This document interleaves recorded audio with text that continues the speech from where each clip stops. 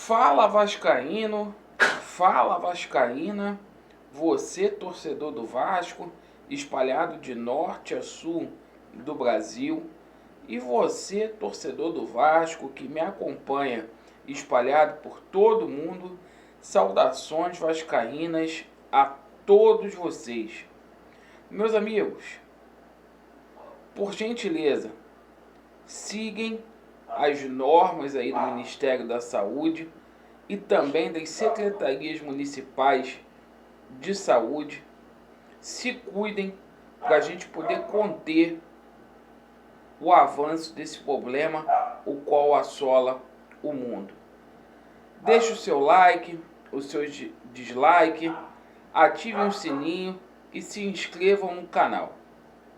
A gente vai tocar aqui sobre alguns assuntos polêmicos. Vamos falar aqui sobre reforços também, sobre o treinador, sobre questões salariais. Então vamos lá, meus amigos.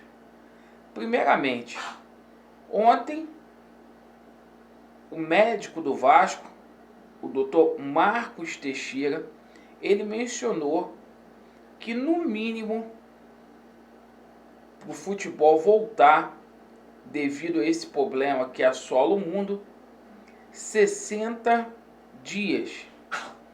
Ele menciona que antes disso é inviável ter a prática do futebol.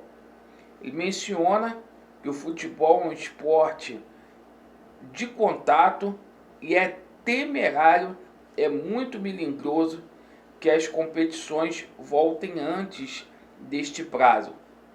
Ele mencionou ainda que este prazo de 15 dias vai ser com certeza prorrogado. E isso pode impactar a vida dos clubes. Até lá, os clubes ficarão sem receitas, ainda que o Vasco tenha alguns ativos para poder vender, mecanismo de solidariedade para receber, até o dia que não ocorra futebol, tudo paralisado. E o presidente Alexandre Campelo deu uma declaração ontem também na Rádio Tupi, declaração muito polêmica, a qual ele falou que após a erradicação deste problema, a gente vai viver um período pós-guerra. Ele comparou o período como um período pós-guerra, onde ele menciona que várias empresas vão quebrar e que os jogadores têm que entender os atrasos aí de salários, né? Os jogadores têm que entender a nova realidade dos clubes. Eu acho que tem que tomar muito cuidado com relação a isso. A gente sabe que o mundo está caótico, mas vindo do Campelo é o seguinte: a gente tem que fazer algumas ponderações, que independentemente do momento qual a gente vive hoje, foram 27 meses que salários não foram pagos em dia e que jogadores também tiveram que ter muita paciência com essa administração. Então é para a gente poder colocar na balança. E certamente os jogadores de futebol, pela lei, pela CLT, vão ter aí os seus salários reduzidos em até 25%. É um momento de caso fortuito, então a CLT dá respaldo para isso aí, para uma redução salarial.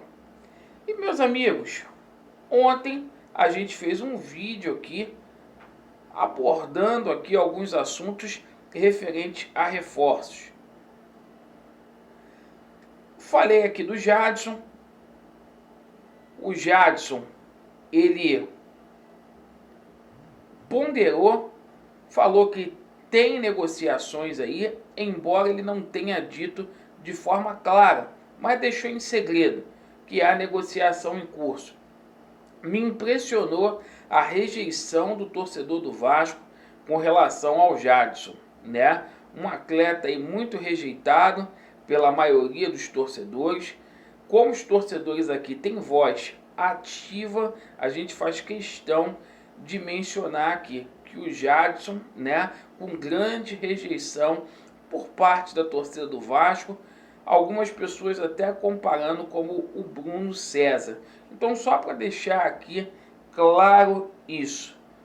A gente também fez um vídeo ontem sobre o Zé Rafael, onde as pessoas têm muita pressa em criticar e pouca vontade de ver os vídeos.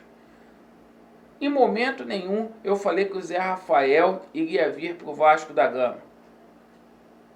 Está lá no vídeo, só para deixar claro isso aqui, entendeu? Ninguém é obrigado a assistir os vídeos. Por outro lado, o que ocorre? Falem realmente aquilo que é verdade, tá? E o Nicolas Oroz, desses atletas aí que estão surgindo, é um atleta que tem um índice menor de rejeição hoje no Vasco da Gama. Atleta lá do Racing, que foi sugerido aí novamente como possível reforço do Vasco da Gama. Foi mencionado lá pelo Atenção Vascaínos que há possibilidade dele vir para o Vasco da Gama após essa paralisação. É um atleta que eu continuo a afirmar o seguinte, para mim é aposta. Um atleta que nunca se firmou no Racing, na minha opinião. É só a gente olhar para o histórico dele, um jogador que começou a carreira em 2013 e ficou no Racing até 2014. De lá para cá o Racing só emprestou esse atleta, ele não se firmou. Logo depois ele sai do Racing, em vez de ir para um clube de ponta da Argentina, ele vai jogar no Chacarita, fica lá até 2017, depois é emprestado para a LDU e está lá no Racing lá. Muitos da imprensa argentina falam até que foi um milagre ele ter sido relacionado para a Copa Libertadores das Américas. Então, um jogador que realmente deve pintar aí pelo Vasco aí, já que o Racing está louco para desfazer desse atleta. Desde 2013 que ele não se firmou. Então vamos aguardar para a gente ver como que fica, tá? Então, meus amigos, essas foram as notícias aí envolvendo o Vasco da Gama e estamos juntos. Vasco neles. Valeu!